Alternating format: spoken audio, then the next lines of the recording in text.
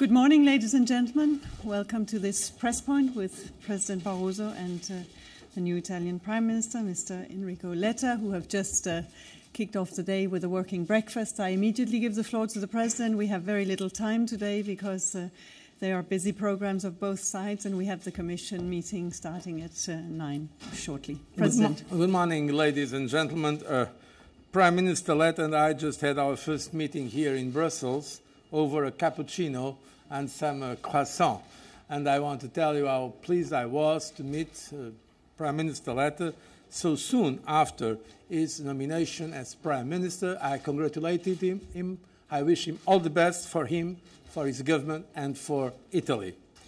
And I'm very pleased that Prime Minister Letta chose to come to Brussels as part of his first trip abroad, and that he engages actively with Italy's European partners from his very first week in office. Having carefully listened to the Prime Minister's speech in Parliament, and after our discussion here today, I'm very positively impressed with the strong European commitment of a Prime Minister who sees his country firmly anchored in the European Union and recognizes the enormous benefits of Europe to its citizens. We both share an ambitious view of Europe's future, a federal future, a future as a political union that will enable the European Union and our citizens to meet the challenges of this 21st century. Our main focus today was, of course, the current economic situation in Italy and the European Union as a whole. Prime Minister Letta gave me his honest and very comprehensive assessment of the situation that confronts Italy with huge challenges, including, of course, unacceptably high levels of unemployment. I listened carefully to Enrico Letta, and I have no doubt that his strong sense of responsibility and also his bridge-building capacity will allow his government to work effectively for the people of Italy, for their hope and their future. Political stability is back in Italy. From the newly elected parliament to the President of the Republic, also re-elected, and the government that is now carried by a large cross-party support. A government that is young government, with young people, and, I want to say, with an historic number of women as members of that government. I think it's extremely important, this stability, because stability is a vital precondition for adopting and implementing the right policies that will help the country recover from the current difficulties. As you can imagine, Prime Minister Letta and I share the view that the European Union and its member states need to implement urgently the growth and job-enhancing measures that are indispensable. We are also both firmly convinced that you can only build lasting growth and competitiveness on the back of healthy public finances.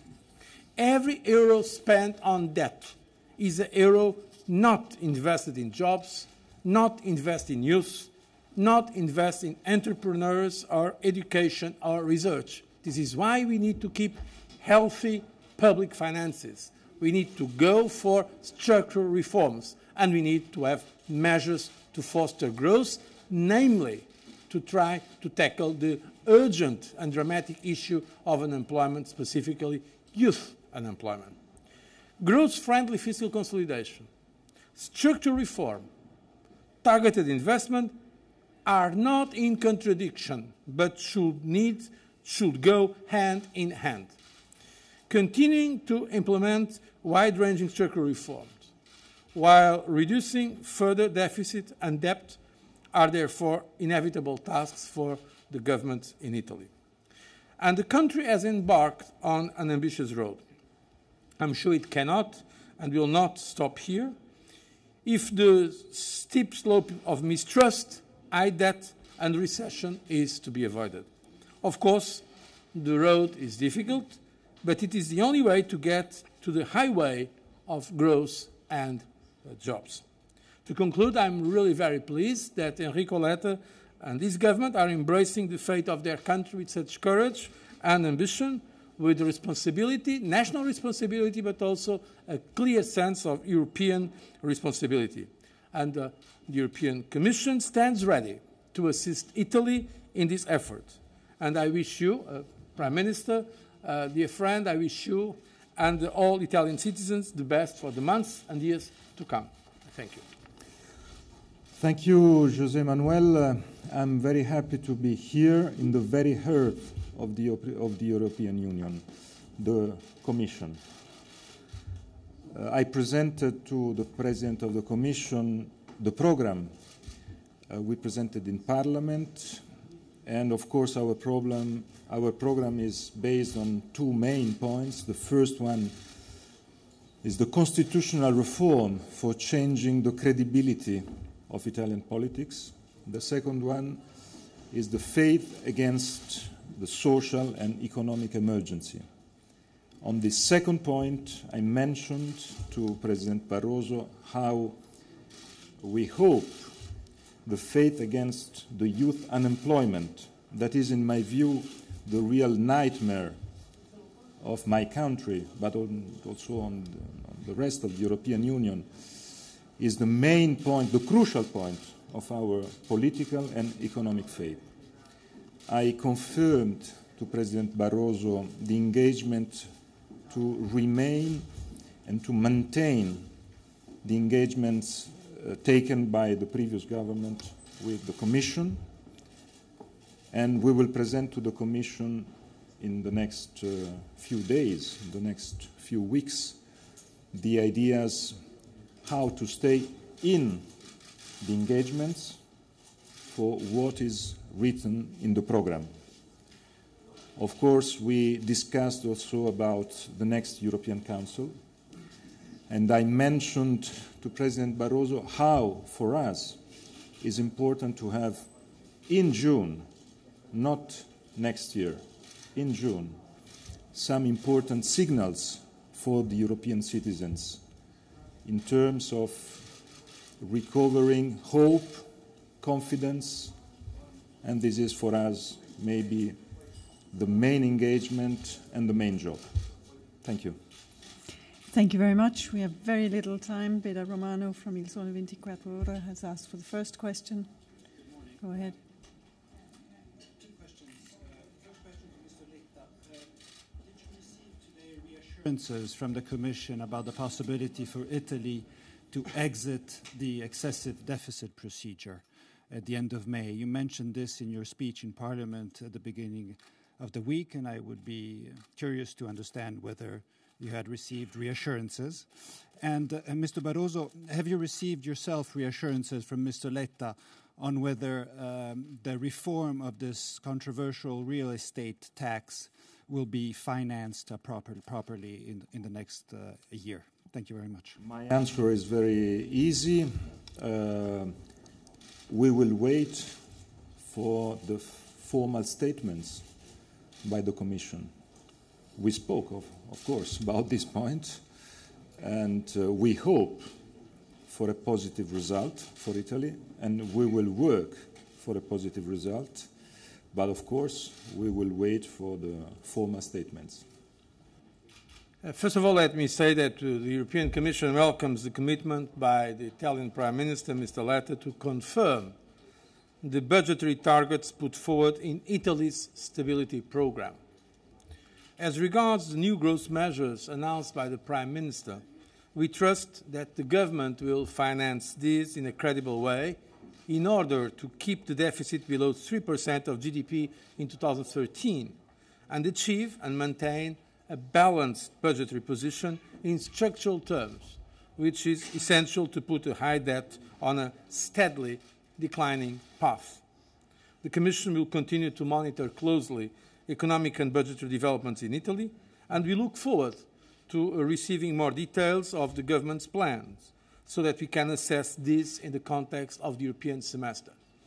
During today's meeting, we were not going into detail of these measures, but after the conversation, very open conversation I had with the Prime Minister Letta, let me tell you that I'm very confident that it will be possible, provided that now Italy details the measures that it intends to take, that Italy will be able to go out of the excessive deficit procedure.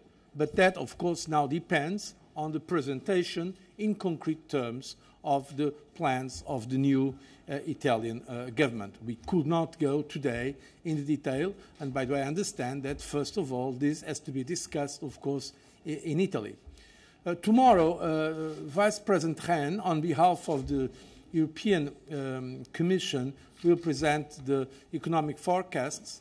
But, of course, we are preparing our country-specific recommendations for the 29th of May. So I hope, and I'm sure, that well before that date we'll have the announcements made by the Italian government, the new Italian government, at the same time welcoming the fact that, and that was stated to me clearly by Prime Minister Letta, that the objectives in terms of the financial and budgetary paths are kept. Thank you very much. The second and final question we have time for is for Euronews. Go ahead. I'm sorry, as a follow-up actually on the previous question, but I'm sorry, I will ask in Italian if I may. Presidente, lei esclude, se la procedura di infrazione sarà mantenuta, lei esclude la possibilità di chiedere una dilazione di alcuni anni, come hanno fatto Francia e Spagna? Vale il discorso che ho fatto in Parlamento. Il discorso che ho fatto in Parlamento si concentra sul mantenimento degli impegni e sulla necessità di far crescere il nostro Paese e avere misure importanti di tipo sociale a favore soprattutto della disoccupazione giovanile da abbattere dentro i limiti che ci siamo presi e che ci siamo dati, perché rispetto agli altri noi abbiamo un grande debito pubblico sulle spalle e dobbiamo sempre ricordarcelo, purtroppo, che questa è la differenza che il passato carica sulle spalle dell'Italia di oggi. Il nostro lavoro per un'Europa più orientata sulla crescita sarà quindi dentro questi confini e voglio aggiungere, mentre sto per rientrare a Roma al termine di questo per me molto importante giro a Bruxelles, Parigi e Berlino, che torno a Roma ottimista, più ottimista di quanto sono partito, perché ho visto sia a Parigi, sia a Berlino e a Bruxelles, ieri con Van Rompuy, oggi con José Manuel, vedrò il presidente Schulz la settimana prossima a Roma, come ci sia una consapevolezza che ci accomuna. I cittadini europei devono vedere l'Europa come strumento di risposte positive, non come strumento di risposte negative. E i governi devono fare la loro parte. Io sono venuto qui a dire esattamente questo. Voglio che il governo italiano faccia la sua parte con le riforme che dobbiamo fare, la credibilità che la politica deve ritrovare, la serietà di dire poche cose e quelle poche però farle, e allo stesso tempo bisogna che l'Europa sia vista dai cittadini come portatrice di risposte positive, comprensione della fatica sociale che in questo momento si sta vivendo. Ieri era il 1° maggio, festa del lavoro, purtroppo c'è poco da festeggiare, è la disoccupazione oggi la caratteristica, ai noi, principale delle nostre società. Questo è il senso di queste 48 ore per me così intense. Torno a Roma quindi con una serie di idee e con uno sforzo molto forte che come governo italiano faremo perché il Consiglio europeo di giugno sia un Consiglio europeo che dà dei messaggi concreti. Chiederemo soprattutto che la lotta contro la disoccupazione giovanile sia il messaggio più importante e più concreto che potrà uscire dal Consiglio europeo di giugno. Pour le multilinguisme, laissez-moi dire aussi quelques mots en français. Précisément, en suivant ce que vient de dire le Premier ministre Letta. Nous allons avoir déjà ce mois-ci, le mois de mai, un Conseil européen, notamment sur les questions de l'énergie et sur les questions de la lutte contre l'évasion et la fraude fiscale, qui est un problème essentiel. Mais en fait, le mois de juin, à part l'analyse des objectifs de l'union économique et monétaire, notamment l'union bancaire, qui reste à mon avis essentielle. Il ne faut pas relâcher nos efforts d'approfondir l'union économique et monétaire, notamment par l'union bancaire.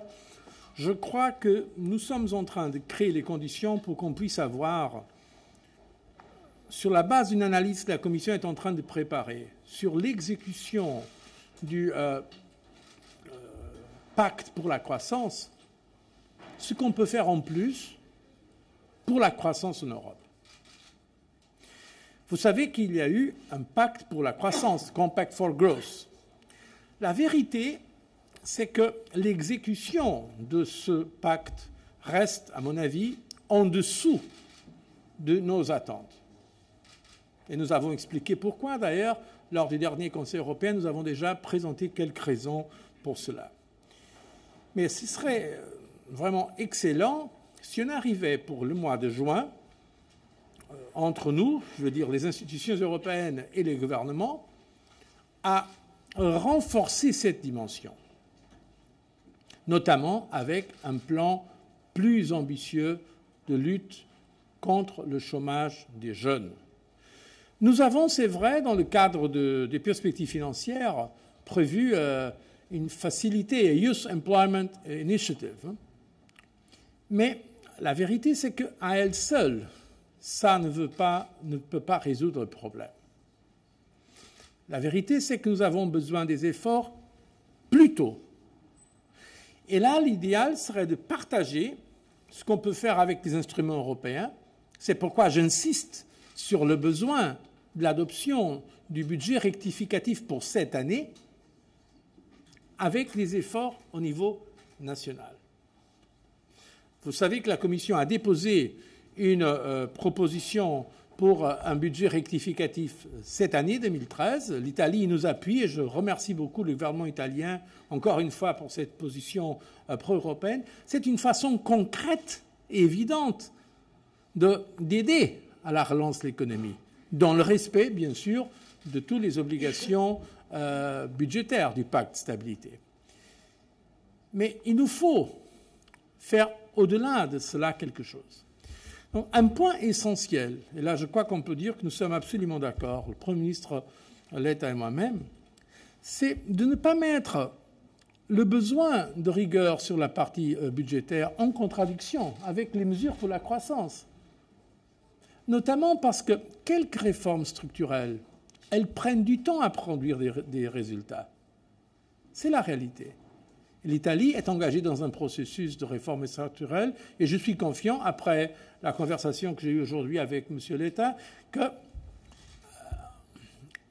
va même accélérer ces réformes. C'est essentiel pour l'Italie. Mais notre politique n'est pas une politique appuyée seulement sur la correction, disons, des déséquilibres des finances publiques. Ça, c'est important. C'est une question de crédibilité essentielle. Je l'ai déjà dit. Nous sommes dans la situation actuelle à cause d'une dette excessive, une dette des États et une dette du secteur privé. C'est la dette qui nous a mis dans cette situation terrible qu'on est aujourd'hui et qui a créé aussi des problèmes, des déséquilibres sociaux. Mais il nous faut aller au-delà de la politique de correction des déficits par des mesures vigoureuses de réforme pour la compétitivité de nos économies et aussi pour des mesures qui puissent, dans le court terme, relancer l'espoir, notamment pour les jeunes, notamment des mesures pour l'investissement. Et c'est là qu'on est en train de travailler et nous avons déjà aujourd'hui eu l'occasion d'échanger quelques idées là-dessus. J'espère que de ce point de vue, le Conseil européen de juin pourra marquer un moment important parce qu'on ne peut pas attendre longtemps. Nous sommes tous conscients de l'urgence, notamment de l'urgence sociale que l'on dans beaucoup de nos États membres. Peut-être je peux ajouter, j'avais oublié le point, combien je pense et combien le gouvernement italien pense que l'union bancaire est importante. Elle est importante pour deux motivations. La première, une motivation de contenu. Avoir une union bancaire veut dire que nos entreprises peuvent avoir de l'argent pour investir à des taux d'intérêt plus bas. Et le deuxième point, c'est un point de méthode. On a partagé ça avec José Manuel. On ne peut pas décider des choses et ne les voir pas mises en place jamais. Il faut que le delivery arrive parce que c'est la seule possibilité de rendre crédible notre Union européenne et sa capacité de décider et de donner l'idée réellement à nos citoyens, à nos entreprises, que nous sommes là, nous sommes très productifs dans notre travail. Donc, Union bancaire, on a décidé, il faut la mettre en place. Merci. Je vous remercie. Merci au Président, merci au Premier ministre, merci à vous. Ceci conclut notre point de presse.